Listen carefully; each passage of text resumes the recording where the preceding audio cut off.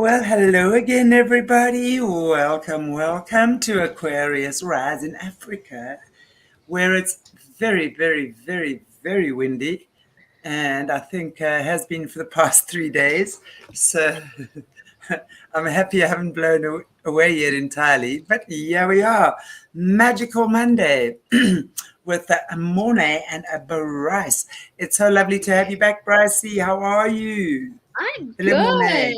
I'm always, y'all are the highlight of my Mondays. So, And you're definitely the highlight of ours, honey. So, as I say to you so often, I really believe that, you're part of the furniture on the show. If you ever decided to leave, I might have to dive through one of these little holes.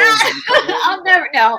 Listen. We were laughing before we started filming about the craziness going on right now. And I said to Morné and Chantelle, I think our souls must have been really bored to sign up for this. So I'm not going anywhere. If I go somewhere, y'all are coming with me. So. Oh yeah. Anyway, yay. So I am so looking forward to today because we are going to be, I think it's part 9 now, right? Of the Emerald Tablets. Part 8, tablet 3, yeah, yes, the third tablet. It feels like the entire book. The third tablet takes up the entire book. How not to be an asshole. Okay, we got it now. But anyway, so now we're talking chakras today, right? And what they have to say about the chakras, which I think is quite amazing because really, whether we believe it or not, the body is made up of invisible energy centers. Remember, life is spiritual. Yeah. We are not human beings trying to be spiritual. We are spiritual beings having a human experience. Now let that sink in, because if you can get that in every cell of your body, it will change so much of your life. Your physical body is really just your energy that's vibrating on a much denser level, as opposed to when you're in pure spirit form. So when you come into body, or when you come to earth as spirit and transmute into your body, so to speak, your body's energy first. So in order for the body to operate healthily and function in a good way, we have to understand what is driving it. And energy creates everything. So then we understand that through the understanding the chakras, which are the 7 main. There are more than 7, but people want to talk about activating chakra 20,000. And I'm saying you cannot even activate chakra 2 if you haven't activated chakra 1. Yeah. So we have to learn how to operate within our physical realm first, effectively. And in so doing, we automatically will then elevate and transcend, right? So in order for us to do that, we really do have to understand how the energy within the body works. We really need, and the key to that is understanding how the chakras in the body work. My 5 cents worth, what can I say? Well, I will say too, I mean, it's amazing because we know, and again, yes, we're going to be starting with verse 30 today, which is the 7 lords of frequency, which are the 7 chakras. And I will say he's been, and that's why it's taken us so long to go through this tablet, because every single verse in this tablet is packed with very deep wisdom and deep information about the human psyche. And they've been building up to this, right? In the previous episodes on the 3rd tablet, which you guys can find on Aquarius Rising Africa's channel if this is your first time joining us, they've been building up to the idea about man not understanding who man really is, which we know, what Shanti just said, like the minute you can understand you're not a human being who has a spiritual, side effect or like extracurricular activity. Who's trying to be spiritual, trying to be spiritual and has to try and get back in God's good graces. Yes. No, you already are that. And that's what they've been saying. And that's the same principle of the Yoga Sutras, that man's suffering is because man doesn't understand who man really is. Like, that's the whole crux of the Yoga Sutras. Absolutely. And the same thing they're saying here in the tablets, which is so interesting because these tablets before this year, before we started breaking them down, I had never read the Emerald tablets. So learning about this Egyptian heritage as far as spiritual teachings is new to me, but it's not new. It's very familiar because it mirrors the teachings of the East, of yoga. They just call them different things, right? But it's the same principle. It's like if you followed along on my channel with the Magdalene manuscript, they talk about the Ka body. Well, what's the Ka body? That's the Egyptian term for the spiritual body, right? And Tom Kenyon kind of talks about like ghost. If you see a ghost, that's the spirit form of somebody that used to have a physical incarnation in a body. And so that makes sense. And we know that, and we now know through our research. A year ago, I didn't know this, but through research, I now know that Yeshua ben Yosef, who people call Jesus, but Yeshua was his name, and Magdalene were not Jewish. They were not Jewish. They were Egyptian. They were the Essenes, which was the priest and priestess of Isis. So it all starts to connect, right? They had Jewish students. Of course, they took in all students, but they were primarily Egyptian. So they were coming from this lineage of teaching. And you do start, and you see, like, if you guys follow Billy Carson, which one day we will stalk him enough until he finally decides to go on a show with us. But he's kind of one of the leading experts in Thoth and the Emerald Tablets. And, you know, he talks a lot about how Thoth's teaching mirror that of Yeshua. They mirror each other. And so you can see the influence there. So yes, we are getting into the 7 chakra systems, which are the 7. They define this as the 7 lords of frequency. And once again, if you're following along, I am using for the 3rd tablet. We'll go back to Doriel's book for the 4th tablet. But for the 3rd tablet, I'm using Rebecca Marina Messenger's book.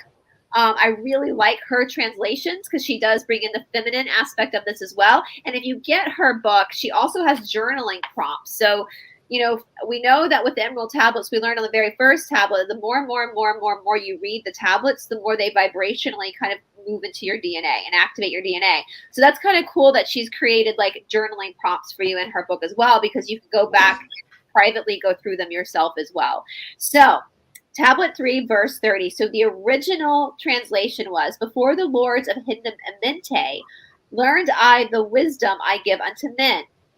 Masters are they of the great secret wisdom. So the 7 lords of frequencies are masters of the great secret wisdom, brought from the future of infinity's end. 7 are they, the lords of Amente, overlords they of the children of morning, sons of cycles, masters of wisdom.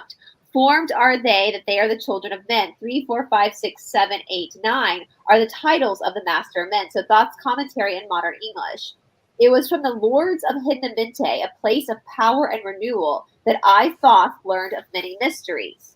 The 7 lords are masters of great wisdom, overlords of the children of morning. And morning is spelled M-O-R-N-I-N-G, like the rising sun, the new day. That's not morning as in sorrow, but morning of a new day. So the children of a new day. Sons of cycles, sons as in S-U-N-S, of cycles, they are masters of wisdom.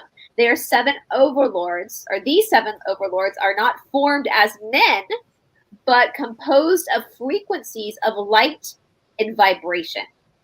So he's making this very specific to us, that these 7 lords are not going to appear in human flesh because they are just light and vibration. What's a chakra? It's light and vibration of color, right?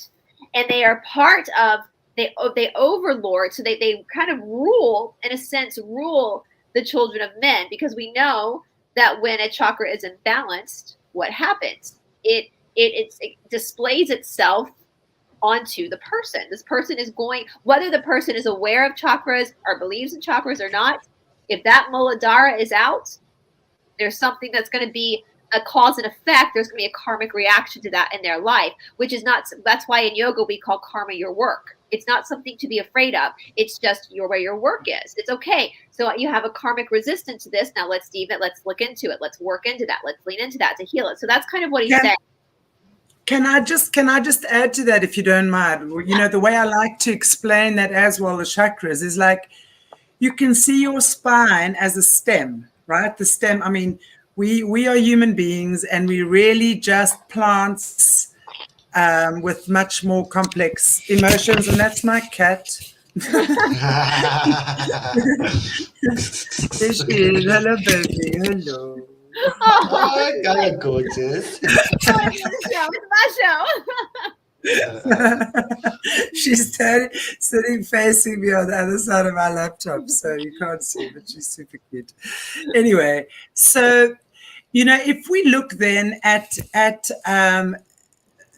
the spine as the stem, we can look at the chakras as spinning heads of flowers, literally.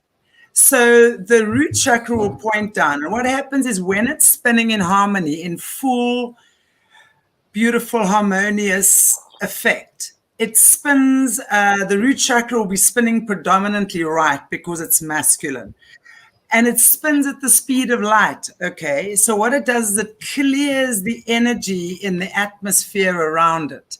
So you have a healthy expression, and that is really indicative that you are feeling healthy on the inside, okay? And what you're therefore projecting is therefore what you're going to be attracting, but that's a story for another day. So when that chakra is out of balance, it's almost like it then turns in the opposite direction of what it should be doing. So it then inverts itself and then, so it doesn't clear the atmosphere that surrounds you. It then gets stagnant, and we know what happens when stagnation sets in, right? Everything like sticks to it and it becomes moldy and da-da-da. And that's when first your energy goes down, and it'll often be an energetic thing, maybe a moody thing, an emotional thing. So it's more non-physical first. But if you then ignore it for long enough, it will then affect your body physically as well. So then you start looking what that is, like what certain parts of your body would be aligned to certain chakras, but that's also a story for another day. So I just wanted to point that out, like just that's literally energetically what happens. So it is so important to keep your chakras, in other words, your energy and yourself in a healthy, high vibrating state, because you literally attract that lower vibration frequency to you then when your own chakras are out of alignment. Yeah, absolutely.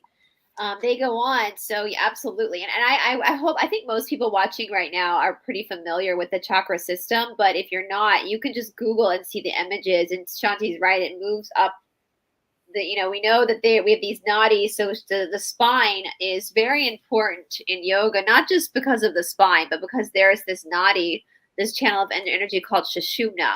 And that's the pathway that Kundalini, or the Christ consciousness, rises up through the chakras. So it's almost like if you have like a mill, an old mill with the wheel that would spin through the water, it's that energy. And that's what that's exactly, it's so how many different people and spiritual practices speak about this. I said this to my yoga class yesterday. I was like, all these religions, all these spiritualities, all are saying the same thing with different language. Well, So there's got to be truth there. There has like it's like Yeshua in the Bible says heaven and hell is inside of you, right?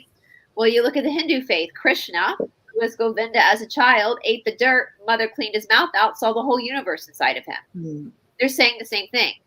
It's all within you, which is where the totally. And it's just expressed in different languages for different cultures. Yep, absolutely. So 3, 4, 5, 6, 7, 8, and 9 are the titles of these masters. They govern and rule over various dimensions. So this is what's interesting too. This gives a little bit more of a look at the chakras as well, because we know that we ourselves are multi-dimensional beings. Even though our psyche, our brain, our logical mind is stuck in a very heavy density of the third dimension, the third density, we are actually residing in multiple dimensions. Well, so are your chakras. So are the energy, the life force of your chakra, right? And I want to make that clear. My root chakra, Morné, Shanti's root chakra, all of you watching, it's the same thing. It's all Muladhara. So it's not like we have different ornaments going down the spine. We all have the same, every chakra on every human is the same element of dimensional energy.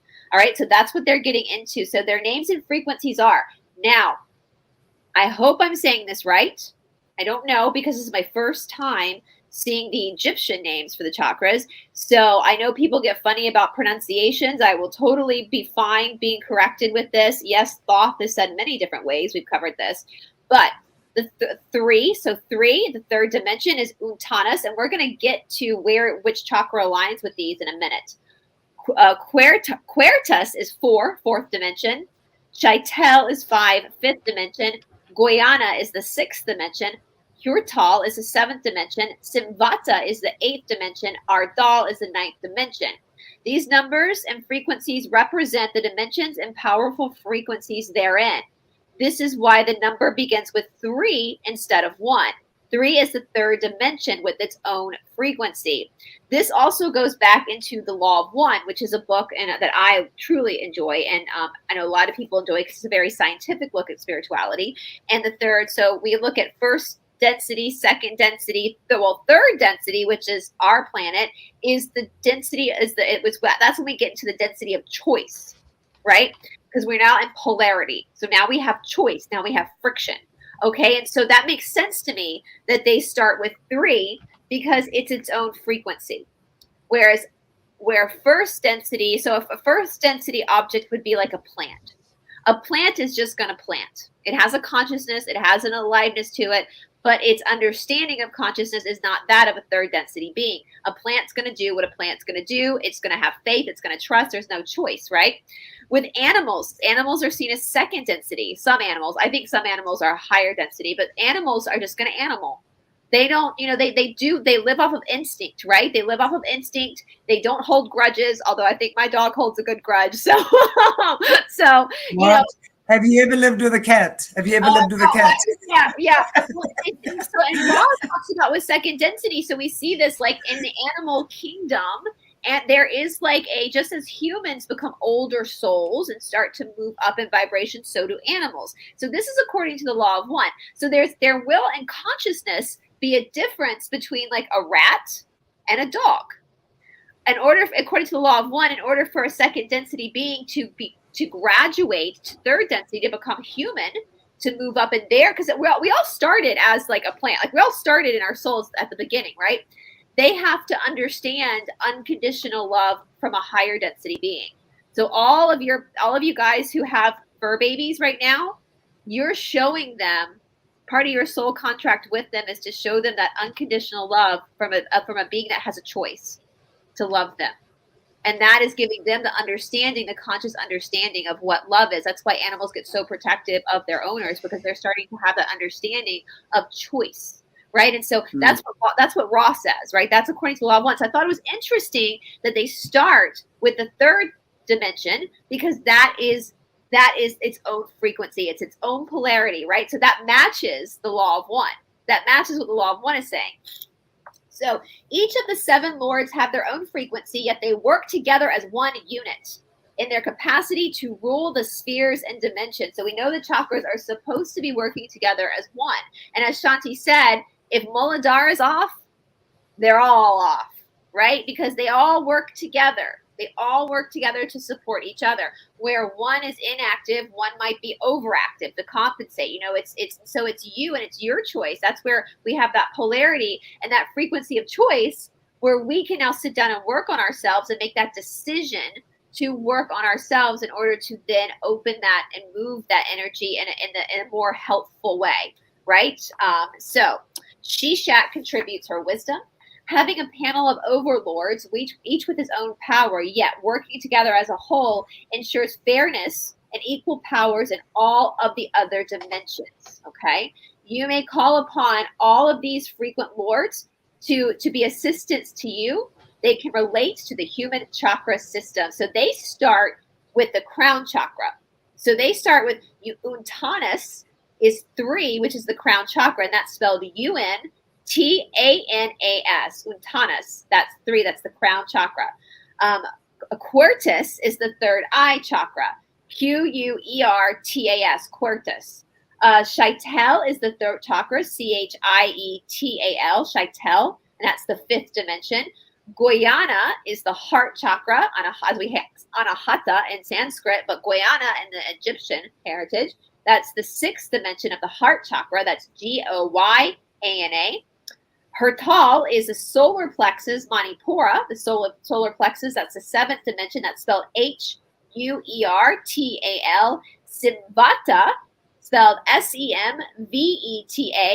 That's the 8th dimension, or the sexual chakra, the 8th dimension. Our doll is the 9th dimension, and that's the root chakra, and that's spelled ARDAL. And she said it is a great benefit to touch each of your chakras while repeating the names of the specific lords. So you can repeat the names of the frequencies that kind of rule over these dimensions or these chakra systems while you're going through your healing process. That's another thing you can do. All right. And I know I have a ton on my laptop. I have a ton of chanting classes for each chakra from India, like Muladhara chanting. You know, I have that. So they do that in India as well. All right. So this brings us to verse 31 from tablet 3. This is titled Back from the Future. Far from the future, formless yet forming, they came as teachers for the children of men. They live forever, yet not of the living. Bound not to life, yet free from death. Rule they forever with infinite wisdom. Bound yet not bound to the dark halls of death. Life they have in them, yet life that is not life. Free from all are the lords of all. All right. Thoughts, commentary in modern English. These 7 lords have come back in time from the future to teach us. And this is where my head just, all this time, space stuff. If you're joining us on Wednesdays for the Sophia Code, when we get into Hathor, she's going to talk about what time really is. And it's so hard, I think, for a human brain to really, I think if you rest into your gut, you can kind of feel what they're saying, but for the logical brain to try to understand, in our world, we see time as linear. We see it as linear in our world. A beginning, a middle, an end. That's Prakriti, right? And in Sanskrit, that's Prakriti, nature, a birth, a life, a death. And because of that, it's always changing. We're getting older, you know, all that kind of stuff. But in spirituality, time is not linear. Time is not linear. And so they're saying that your chakra system has come from the future to teach you.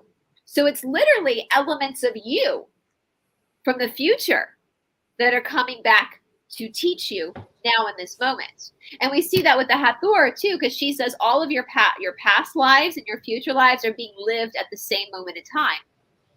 Your just awareness stops, right? Yeah. So you're only aware of this life right now in your full consciousness. But in reality, all your past lives are also playing out right now. So what does that say about your soul? Again, that your soul is a multidimensional being.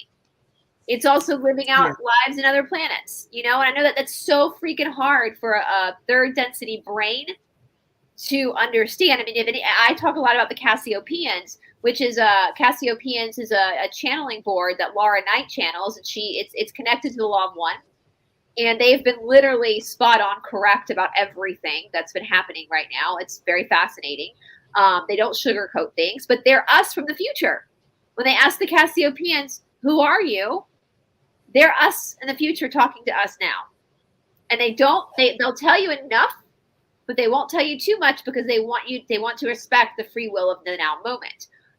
Like, it's mind-blowing to me. So that's what they're saying. They're talking about coming back from the future. So thoughts, commentary in modern English. These 7 lords come back in time from the future to teach us because they are pure frequencies. They cannot die as we know death. And that's the same with our soul, right? That's the big spoiler alert, you know, for this life is that we don't actually die. You can't kill a soul. A soul is not killable, right? It's infinite. It's infinite. Yeah. So that's why it's able to live out. It's just, and that's why, you know, that's again another crux of yoga is that we as human beings get confused between our logical mind and our spiritual knowing. And a lot of times we allow the logical mind, which literally the brain as an organ has a very good function, right? The brain understands fire is hot. I touch fire. I burn myself. Not going to touch fire again, right? Brain, my dog is a rescue from the streets of India. Now, granted, he was rescued as a small puppy, so he doesn't understand cars. But if we brought 6 other dogs over who were fully grown dogs, they know cars. They come to the street, they look back and forth because they've been hit by rickshaws, right? So that the brain of any living animal on this planet it has a purpose, but we give it too much power, and so so it's hard for us to understand that death isn't real, right? They rule the dimensions forever with infinite wisdom. It is their choice, acting as a bond that keeps them teachers of men. Yes, they do have life, but not life as we experience. So what that means to me is because they cannot die, they themselves then are not bound by the laws of nature. They are not embodied, right? So our soul is bound to different laws. Our body is bound to laws of nature. But because they are not with body, they are just in a pure essence of soul. They do not experience the cycle of birth, rebirth that we do. They just are, right? They just are. Yeah. And isn't that the secret, though, to the whole past, present, future thing? Because, I think it's so complex to think about it, as you say, to wrap your brain around that, or the human mind around that. But when you think about just is, it just is.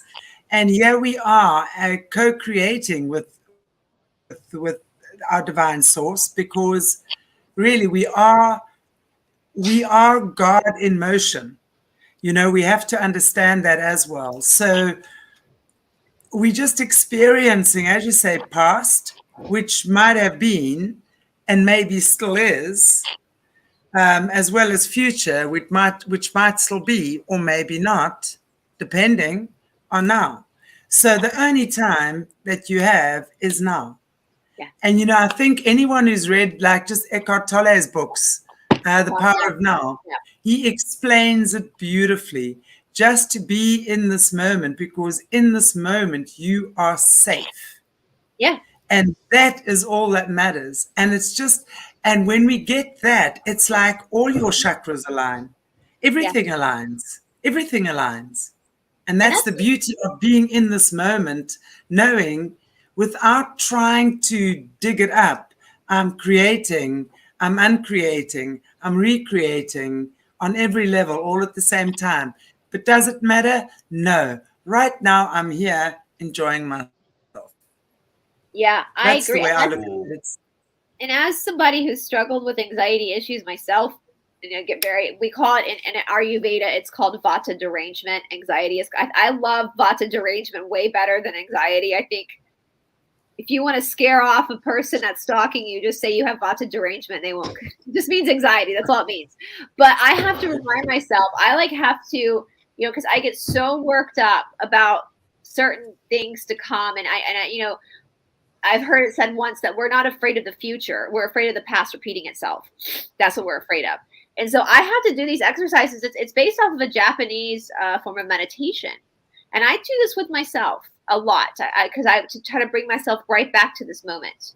Like right now, I'm on Aquarius rising Africa going through this is what I'm doing in this moment is I'm talking about, but this morning, so when I was taking a shower this morning, my brain could have been off, stressed about something to come. And I bring myself back to the present moment by going, no, right now I'm washing my hair. Right now I'm going to pay attention to all the sensations of me washing my hair.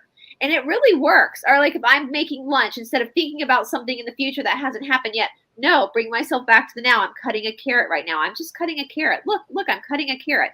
So it brings you back into that now moment, which is when, and that's what Eckhart Tolle said. I listened to one of Eckhart Tolle's lectures once in person. He was like, everyone fears death, but when death comes, it comes now. It's not in the future. Tomorrow never comes. So when it comes now. And with death comes birth, and with birth comes, it comes now. Your birth and your death are happening now at the same time. Yeah. And absolutely. That's where that God lies, is when you can have that balance of being in the now. So, yes. She goes, they are completely free of all dimensional ties, yet they choose to stay to be a balance for all humanity. So the energies of these dimensions that connect us through our chakra systems have made the choice to stay and work with us from their place with outside of the realm of the laws of nature, because they are infinite. They're not within body. Shishat contributes her wisdom. Simply knowing the names of the 7 lords of frequency is a valuable tool. As you call upon their names, the frequencies they govern vibrate within your own bodies. There is much about you that is in the realm of the unseen. Let's read that again. There is much about you that is in the realm of the unseen. There's so much more to you than just you inhabiting the body you're in now. There's fractals of you that are in there, also in the realms of the unseen. So how cool is that? Once I think we understand that, again, we lose that fear of death of a physical body, because just it's you know, I often think about, we have this saying, I guess it's worldwide. I don't know if it's an American thing, but you know, when you wear like really tight jeans and you get like a muffin top, like your belly hangs over your, really called a muffin top. I see that as like this. Yeah, I just hate that. Oh, it's so disgusting. I mean, okay, like when I teach Uddiyana Bandha exercises to my students, I often refer to, everybody's done it, especially women. You've all done it. You've all laid on your bed to try to pull up a pair of skinny jeans, and you've had to use a hanger to pull that sucker up. I tell you, yeah. My father walked past the bedroom when I was a teenager and I was doing that. He was horrified. He had no idea what was going on. So I will tell you guys a really funny story. So in the United States, I have a point to this about the soul, but in the United States, we have a company. They're actually based out of Atlanta. They're called Spanx. You might have them in other countries. It's like a modern day girdle. And they are amazing. Like these Spanx, you can buy them at any department store. You pull them up, it sucks your belly in. They even have a little pee hole so you can go pee. Well, I was living in Los Angeles at this time. I was like 24 years old. I probably weighed maybe 100 pounds soaking wet. Like I'm always very thin. But I was in my early 20s, and I was going to this big work party, and I got this dress to wear. And I went and bought a pair of Spanx. Now, again, I was tiny. I did not need Spanx, but I thought I did. And I was living with one of my good friends at the time, who was a gay guy. And I remember I opened up these Spanx. I'd gone and I found, you know, my height and my weight, and I got the size, but I opened the package and I pulled them out, and they looked like a pair of like child's underwear. They were so tiny. And I was like, how the hell am I going to get these on my body? They stretched out and they sucked you in, right? So I had to get, bless Jeff's heart, I will always remember this. He had to stand behind me as I was butt ass naked and jump with me to pull those Spanx up, literally jump with me and pull those Spanx up my body so I could get them on. You know, and they have a bra attached, but yeah, we were jumping together to get those Spanx up my body. I did not need a Spanx at the time, but anyway, it's like control top underwear almost. Well, I see that as the soul. I often see our soul, you know, we're in this body, but it's like our soul's like that muffin top, because our soul cannot be contained just to this one body. It's so much bigger than the body, right? It's so much bigger than the body. And we have these cords and connections with people. Like, you know, we have this telepathic, like, that's why, you know, before we had caller IDs on our telephones, like when we had, back when I was a kid, before, you know, the phone would just ring in the house and people would be like, oh, my mother would know, like be thinking about her sister, and then her sister would call. Like, we have these feelings. It's funny. Shanti signed on this morning and I was saging the shit out of my room, and she was like, I just saged too, you know, like, our soul is just so much bigger. Our body is basically like those damn Spanx that our soul's trying so hard just to contain itself in, but it's so much bigger than that. And that's so cool to like know that we're not this body. This is just one Shakti. This is one expression.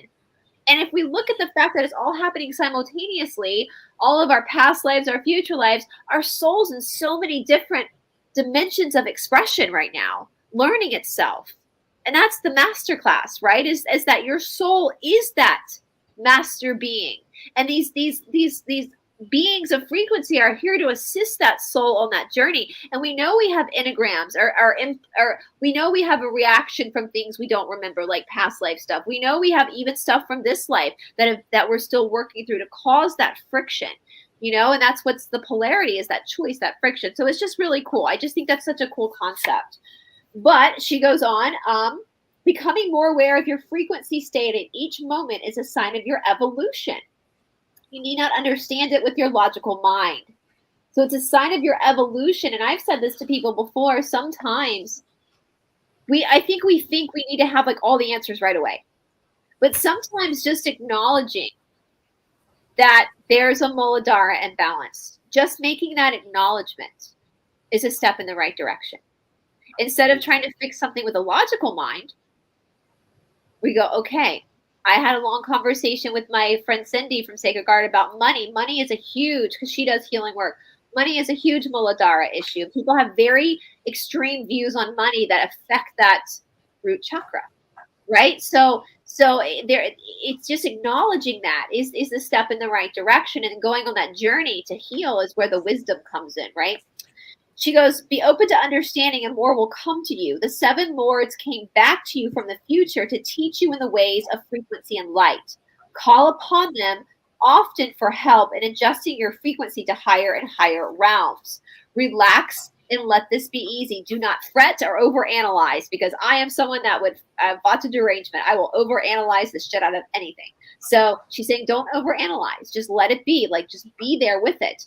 But question, always question. It is a poor teacher who does not encourage his students to ask questions. Have patience, and knowledge will be awarded within your heart. Trust that your heart will always guide you to the truth. Always. And so that's her speaking. And then I believe we're going to get into each of the, yes, we're going to get into deeper into this. So verse 32, tablet 3, is the logos. Forth from them come forth logos. Instruments they are of the power over all. Vast is their continence, yet hidden in smallness, formed by a forming, known yet unknown. I think that's so powerful. Formed, vast is their continence, yet hidden in smallness, formed by a forming, known yet unknown. And I feel like I felt that way because I didn't grow up knowing about the chakras. Are you kidding me?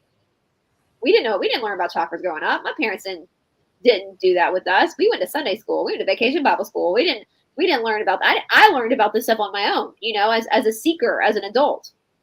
So, but I think a lot of us, when we start to learn about these things, it's like a familiarity. It's like, it's known. We kind of know it, but we didn't know it. It's like, oh, it's kind of like when someone explains something to you never heard before, but it just automatically makes sense.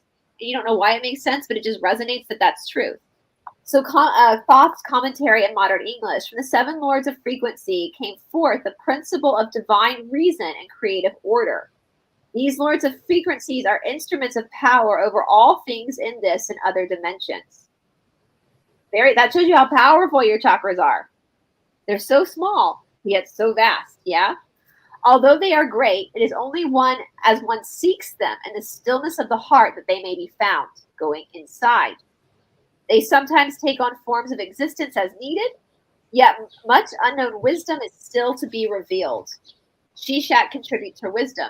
Divine reason, creative order, and the laws are one. Yes, these lords have great power, yet they hide it in the very place in which one would not think to look. And we talked about this earlier, right? About everyone seeking outside of themselves for the answers. They've talked about this before, but the one place man forgets to look is where the greatest mystery of all lies, and that's in the heart of man. Behold, as Yahshua said, behold, the kingdom of heaven and hell, both are inside of you. Both are inside of you. Okay?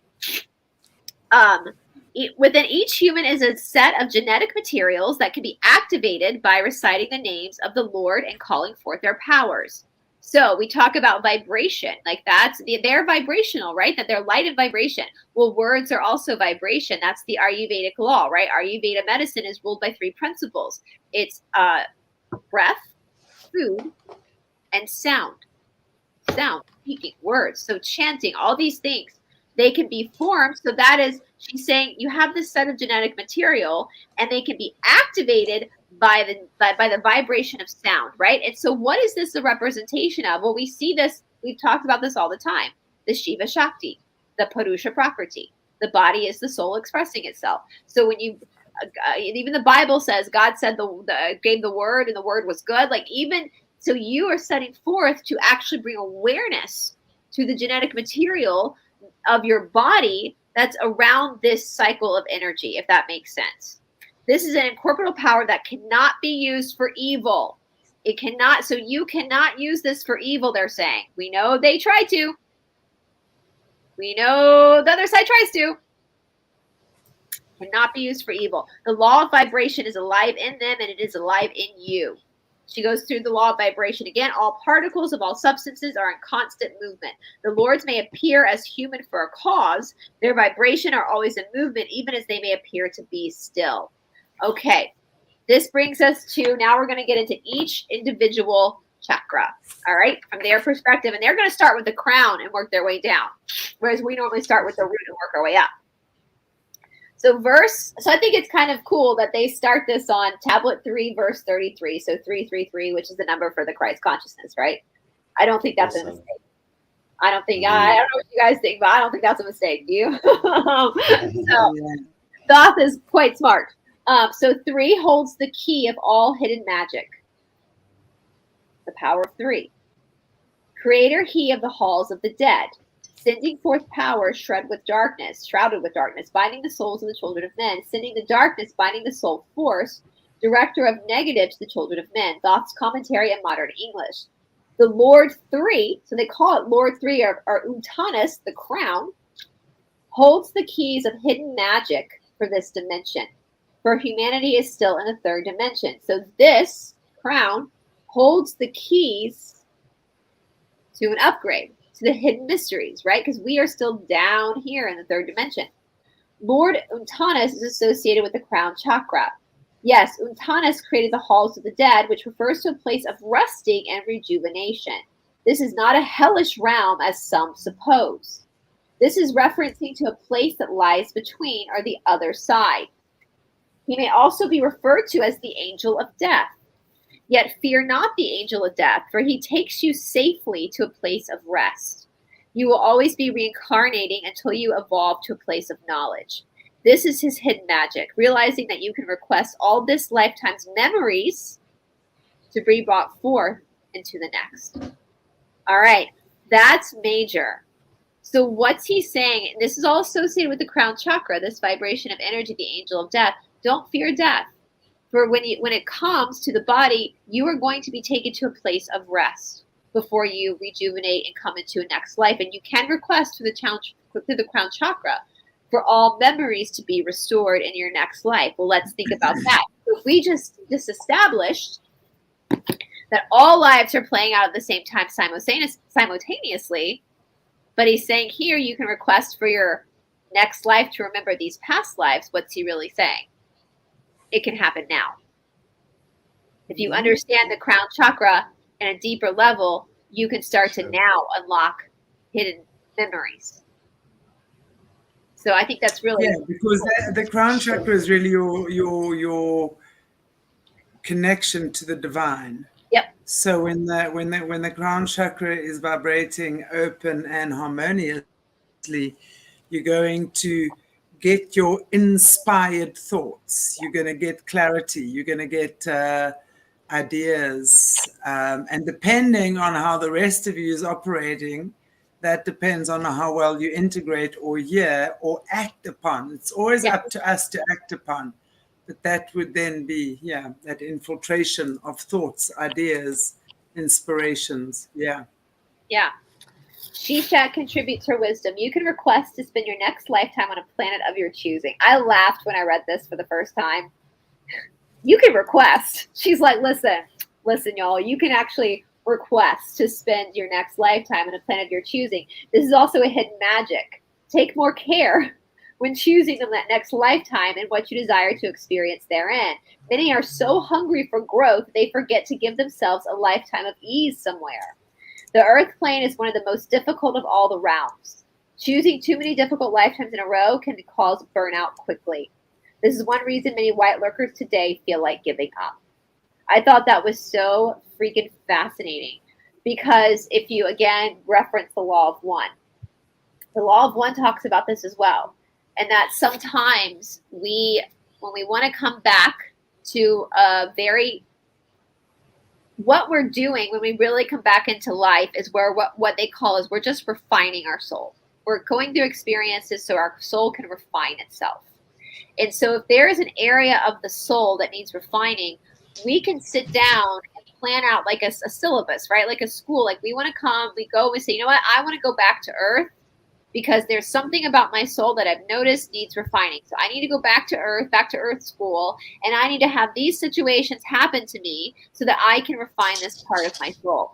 Now, what Ra will say is that so many times when we are just in spiritual form and we're not in a body, we very quickly forget what it's like to actually have a nervous system. and to actually experience the pain of human. And we see our lives in human form, our humanoid form as being so quickly that we try to cram a bunch of stuff into one life to get all these lessons learned. As she said, many are so hungry for growth that they forgive them to give themselves a lifetime of ease somewhere. That many of the higher beings guarding us will actually pull back and say, wait a minute there, Tiger.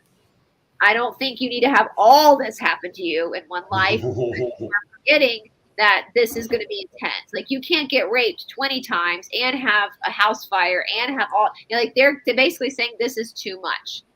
Let's pull back a little bit. So we do have guardians who will step in and say, no, this is way too much for you to experience. Even though you want to get through it, you see the value of the lesson, but here she's reiterating that, like, it's okay to take. And I had a psychic medium tell me that once, that traditionally what she sees with souls is they have one active life, one passive life, one active life, one passive life, that it kind of goes in a loop.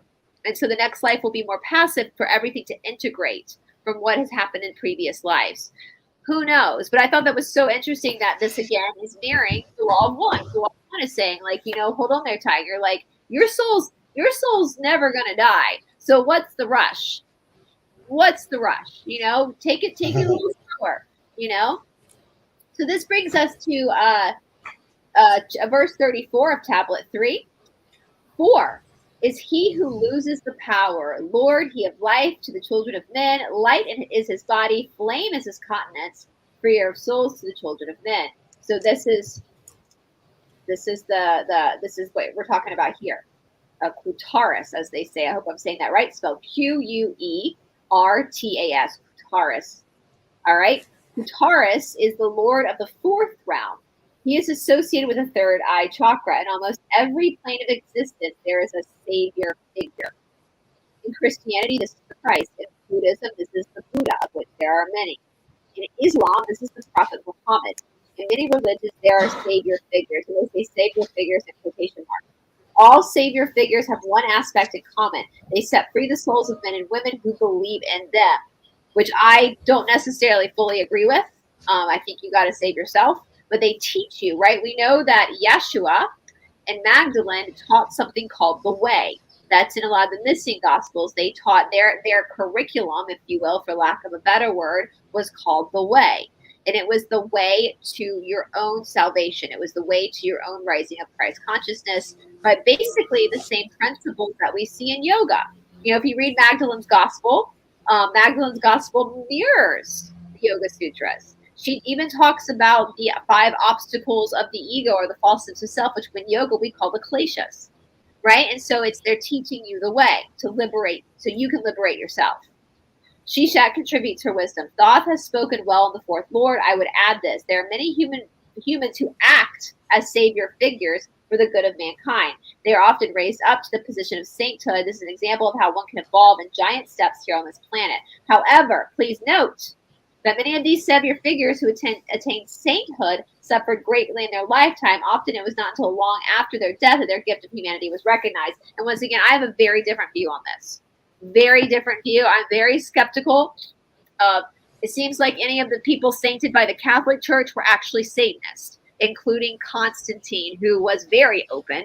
Constantine, who created the Council of Nicaea, where he banned most of the books, most of the Gospels, and he rewrote a lot of the Gospels. He was very open about his Satanism. He wasn't trying to hide it, right? After the Council of Nicaea, where he created the Bible, he boiled his wife alive in the public square for shits and giggles and beheaded his oldest son for shits and giggles. Make no mistake about it, Constantine was a psychopath, okay? And I know the church saints him as Constantine the Great, but no. A mistake can occur when one takes on too much responsibility for the growth of others, okay? If they feel it is their duty to save them from their journey.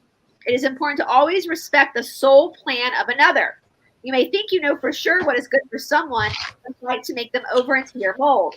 Keep your eyes steadfast upon your own soul's journey. And we have this saying from Guruji in the Mysore room, because in the Mysore room, in traditional yoga, especially in Ashtanga yoga, which Ashtanga Yoga, the 6 different series, comes from a book called the Yoga Karanta, which is a very, very, very old papyrus that's been handed down through the generations of the sequencing of asanas. That's why we call it Yoga Mala, because we don't make up our own practice. We're given a prescription of a sequencing of potent asanas done in an order, and it's been done for thousands of years in this particular way. Well, in the Mysore room, those of you who have practiced Ashtanga know that Ashtanga is one of the hardest physical things you will ever do with your body. It's a very demanding practice. It's meant to be, because we're taking the body and we're basically cracking it open, and we're also triggering the mind with the connection to the body. Well, in the Mysore room, you can have a lot of issues where a teacher will be warning a student about something that could potentially happen if they don't execute the posture correctly or whatever. And Guruji would have this saying. He would say 1 time telling, 2 time telling, 3 time God telling. Basically, like, don't interrupt someone's karma. And that's what they're saying here. Don't interrupt someone's karma. 1 time telling, 2 time telling, 3 time God telling. Then you step back and you let things unfold. Don't try to save another person. Don't try to, you offer your advice and then you let go, and you let each person has their own soul plan. They have their own. I believe that there are people right now in our matrixy world who are still asleep because it was their soul plan to be asleep. And so we can't judge them for that, if that makes sense. But I love that. That's my favorite saying. 1 time telling, 2 time telling, 3 time God telling. 3 time God telling. Back away. Let them make a mistake. Let them go on their journey. Right? Mm-hmm. That's also the difference between a good teacher and a cult leader as well. Yes. A good teacher allows for the God to come in and allows for people to have that freedom of flexibility. So we get into, no pun intended there, flexibility. So we get into verse 35, tablet 3. 5 is the master, the Lord of all magic, key to the world that resounds among men. That's your throat, right? Your vibrational throat. The master that resounds among all men. Thoughts, commentary in modern English. Chantelle is indeed the Lord of all magic, for he is associated with the throat chakra. Speak the words that resound among men with the power of your voice. This is a seat of power that is most often overlooked by those seeking a spiritual path. And I get that. And I'm going to say, because I've got a few whistleblowers because I'm doing a big deep dive into cults right now. Because what's really pissing me off lately, because we know that the darkness cannot create anything, it can only steal from the light. And so it really fucking pisses me off when I see legitimate teachings that can help people be manipulated by psychopaths. And so I'm doing a big deep dive. I've got someone from NXIVM coming on next week. I've got, and I've been studying a lot about the NXIVM cult again, as Scientology. I've got a Scientologist coming on, ex-Scientologist. And I'm also going to be doing a big deep dive into Yogi Bhajan, who started a yoga cult, which is called Kundalini Yoga. Kundalini isn't all yoga, but this is a specific Kundalini Yoga that was I've got a bunch of books I'm reading on him. He was a huge cult leader, Yogi Bhajan. I believe he was part of the 3-letter agency. I believe he was inserted in the 60s to try to derail true yoga, but that's the story for another day. But what I'm getting at is when we think about our voice and we look at having a master teacher. Like my teacher, and I'm very lucky. Now, I've been in narcissistic relationships, and narcissistic relationships are literally a cult of one. But as far as spiritual teachers, I've had very good teachers that have really good boundaries and integrity. So I've been very lucky that way. But if we look at all of these like more nefarious organizations where they take this true teaching and they manipulate it, NXIVM was big about this. They kind of play with this idea of submission, because using your voice isn't just about like just speaking vocabulary, just verbal diarrhea, right? It's using your voice for your own growth and your own self. And so what a lot of people do when they come onto a spiritual path, is I'm noticing with a lot of these cults, is they are seeking something. And so they're given these exercises to do where they can't speak back, where they're considered to be like submissive. They have to be submissive to the teacher. And so it's super important what she's saying here. This is something that's overlooked by those on a spiritual path. All right. So eager you are to be humble, that often you do not speak your own truth. Call upon the power of this great Lord, Chantelle, to help you find your own true power. Shishat contributes her wisdom. What magic could you create if you felt free to speak up more often? What magic could you create if you asked for what you really wanted in life instead of settling for less? Not speaking about your desires or even voicing your thoughts comes from old programming of unworthiness. I am not worthy. And it's interesting. Because I do believe, in my opinion, that Christianity is also a cult. I do believe that in a lot of churches, we're talking about a very dangerous and destructive cult. And I know a lot of people who were massively abused in the church. And I know for certain, I mean, I grew up in a conservative Christian home. I didn't grow up in a fundamentalist home. But we were taught at church that we were unworthy. That we were unworthy of God's love. That's what we were taught. And I know a lot of people in churches were taught that. And so she's saying you've been programmed to believe that you're unworthy. Well, did Yeshua ever say you were unworthy? No. Did God ever say you were unworthy? No.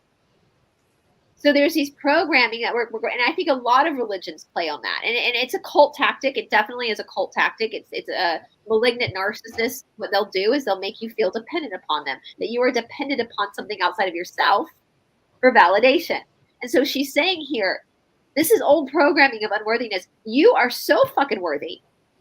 You are a fractal of God. You are worthy. You are a soul. You are a beautiful soul. And so this is your programming of unworthiness when you don't speak out, when you try to be humble. There's a difference between being arrogant and speaking your truth, right? Humility, there can be a healthy humility without being self-destructive or self-sabotaging. And I want people to consider that because, you know, I struggle with that a lot. That was part of my indoctrination from the Presbyterian church that I had to get through in my therapy, because I was taught from a very young age that I was not worthy of God's love. And it was only through Jesus, which we know the word Jesus means hail Satan. So it gives you a little bit idea of why they changed the name. Only through Jesus would I be worthy of this love. That I am inherently a sinner and therefore I am not worthy as a human being. I know like purity culture was big when I was growing up in the Protestant churches, and they would take it, for girls especially, they would say, you have a piece of bubble gum, and if you allow all these people to chew up that bubble gum, your husband's not going to want that chewed up bubble gum. Like that's your worthiness if you have sex with someone before marriage. And so you're considered unworthy. Meanwhile, you've got, as in my case, you've got a youth director who's doing things with children that are inappropriate. My first year in college, he got sent to another Presbyterian church because one of the parents actually called defects. And the church did nothing about it. They just sent him to another church. So I want people to really understand that, because I know a lot of people do come from that Western upbringing where and especially as a woman, I mean, Bill Gothard, hello, IBLP, talk about a destructive cult, the Institute of Basic Life Principles. He created the umbrella where you've got God, the husband, the wife under that umbrella, and then the children. And so as a woman, especially in some of these more Protestant churches in the states, we're taught that we can't even have a conversation with God unless it's through our husband. So I want everybody to hear that, because that's what's so heartbreaking to me when I think about the church and what it's done to the actual, because this is not what Yahshua taught. This is not what Magdalene taught. They taught unconditional love and that everybody is worthy. There's a seat at the table for everyone. We're all fractals of God. And so that's so important. I want people to really, really understand that through your voice, especially if you are a woman who grew up in these crazy Christian cults, that you have an old programming of unworthiness, but you are not that way. You are worthy. Your soul is so worthy. Don't let what a man says, what an organization, a high control organization says to you, dictate what you believe about yourself, because that's not what God said.